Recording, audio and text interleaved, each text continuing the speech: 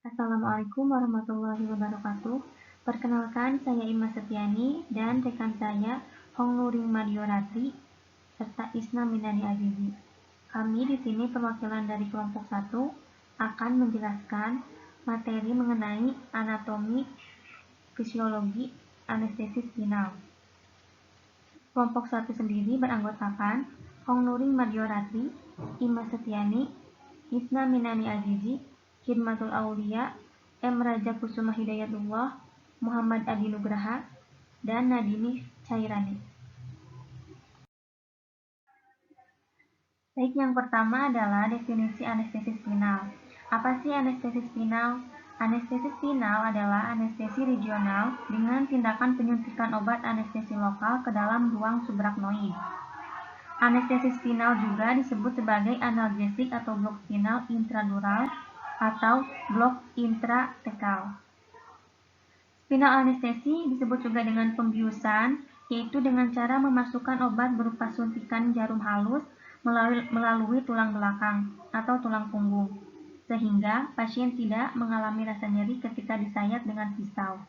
Namun, pasien tetap sadar dan bisa bicara dengan petugas dan mengetahui bahwa dia sedang menjalani operasi.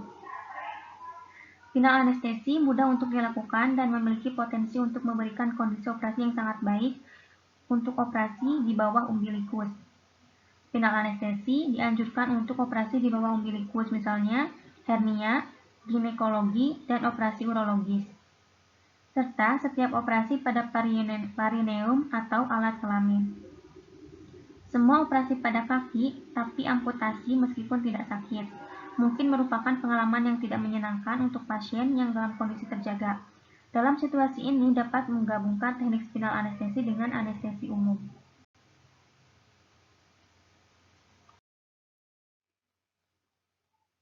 Selanjutnya yaitu anatomi rute anestesi spinal. Anatomi rute ini meliputi sebagai berikut. Tulang punggung kolumnar vertebralis terdiri dari 7 vertebra vertikal, 12 vertebra torakal, 5 vertebra lumbal, 5 vertebra sakral yang menyatu pada orang dewasa, dan 4 vertebra koaksial yang menyatu pada orang dewasa. Dengan menggunakan teknik median, jarum melewati ketiga dorsal ligamen dan melalui ruang oval antara tulang lamina dan proses spinosus vertebra yang berdekatan. Untuk mencapai cairan cerebrospinal, maka jarum suntik akan menembus kulit, subkutis, ligamen supraspinum, ligamen supraspinosum, ligamen intraspinosum, ligamen flavum, ruang epidural, dura mater, dan ruang subarachnoid. Selanjutnya, obat yang dimasukkan pada spinal anestesi. Obat yang paling sering digunakan yaitu lidocaine dan bupivacaine. Bupivacaine adalah obat anestesi lokal yang termasuk dalam golongan aminoamida. Bupivacaine diindikasi pada penggunaan anestesi lokal termasuk anestesi infiltrasi, blok serabut saraf, anestesi epidural, dan anestesi intratekal. Bupivacaine kadang diberikan pada injeksi epidural sebelum melakukan operasi artroplasti pinggul. Obat tersebut juga biasa digunakan untuk luka bekas operasi untuk mengurangi rasa nyeri dengan efek obat mencapai 20 jam setelah operasi. Selanjutnya, persiapan anestesi spinal. Perlu diperhatikan hal-hal di bawah ini untuk persiapan anestesi spinal. Yang pertama, informed consent. Tidak boleh memaksa pasien untuk menyetujui anestesia spinal. Yang kedua, pemeriksaan fisik. Tidak dijumpai kelainan spesifik seperti kelainan tulang punggung. Yang ketiga, pemeriksaan laboratorium anjuran. Contohnya HB, HT, PT, dan PTT. Peralatan analgesia spinal meliputi peralatan monitor berupa tekanan darah, pulse oximetry, dan EKG. Kemudian peralatan resusitasi, kemudian jarum spinal dengan ujung tajam atau jarum spinal dengan ujung pensil. Teknik analgesia spinal. Teknik analgesia spinal dibagi menjadi dua, yaitu posisi duduk dan posisi lateral. Posisi duduk atau posisi tidur lateral di cubitus dengan tusukan pada garis tengah ialah posisi yang paling sering dikerjakan. Biasanya dikerjakan di atas meja operasi tanpa dipindah lagi dan hanya diperlukan sedikit perubahan posisi pasien. Perubahan posisi berlebihan dalam 30 menit pertama akan menyebabkan menyebarnya obat. Yang kedua, posisi lateral. Posisi lateral yaitu bahu sejajar dengan meja operasi, posisikan pinggul di pinggir meja operasi, memeluk bantal atau knee chest position.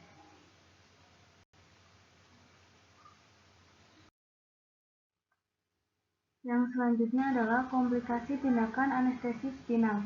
Komplikasi yang dapat terjadi dalam tindakan spinal anestesi antara lain: 1. Komplikasi tindakan yang terdiri dari A. Hipotensi berat akibat blok simpatis terjadi venous pooling. B. Bradikardi terjadi akibat blok T2 sampai T3. C. Hipoventilasi akibat paralisis saraf phrenikus atau hipotensi pusat kendali nafas. D. Trauma saraf dan pembuluh darah. E. Mual muntah. Yang kedua, komplikasi pasca tindakan yang terdiri dari A. Nyeri tempat suntikan, B. Nyeri punggung, C. Nyeri kepala karena kebocoran likor, D. Retensi urin, E. meningitis.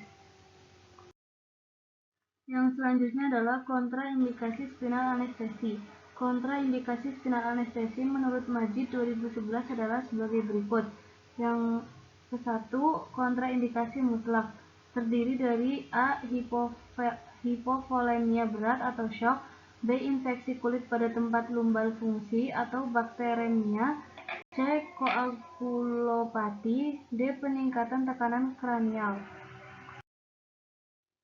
Yang kedua, kontraindikasi absolut, yang terdiri dari A. Neuropati, B. Prior spine surgery, C. Nyeri punggung, D. Penggunaan obat-obatan properasi golongan OAINS, E. Pasien dengan hemodinamik tindak stabil. Selanjutnya yaitu pengaruh spinal anestesi pada tubuh. Respons spinal anestesi ditentukan oleh pengaruhnya pada saraf aferen dan eferen, somatik dan viskral.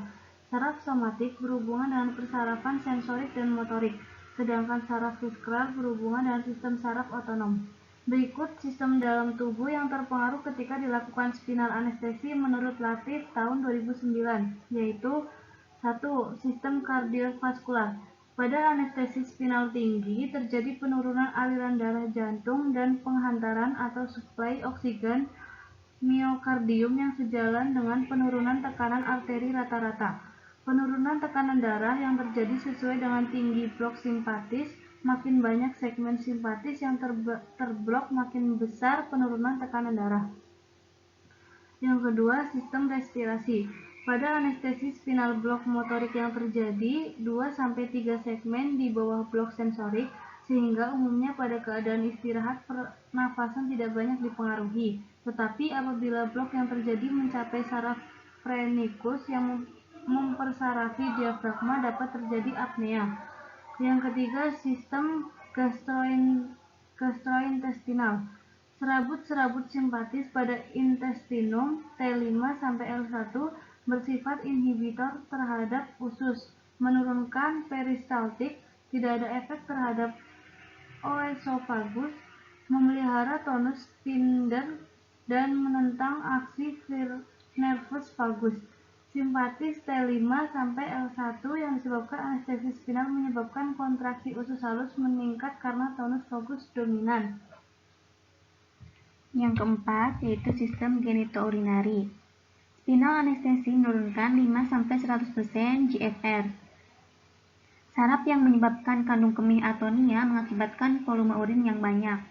Blokade simpatis aferen T5-L1 berakibat dalam peningkatan tonus sphincter yang menyebabkan retensi urin. Retensi urin post-spinal anestesi mungkin secara moderat diperpanjang karena S2 dan S3 berisi serabut-serabut otonom kecil dan paralisisnya terlambat lebih lama daripada serabut-serabut sensoris dan motoris yang lebih besar. Kateter urin harus dipasang jika anestesi dilakukan dalam waktu lama. Menurut Potter dan Perry 2010, normalnya dalam waktu 6-8 jam setelah anestesi, pasien akan mendapatkan kontrol fungsi berkemih secara volunter, tergantung pada jenis pembedahan. 5. Sistem endokrin. Spinal anestesi tidak merubah fungsi endokrin atau aktivitas metabolik saat operasi, kecuali peningkatan sedikit gula atau penurunan katekolamin. Tiap jalur aferen dan eferen atau keduanya bertanggung jawab terhadap penghambatan perubahan endokrin dan metabolik oleh stres operasi.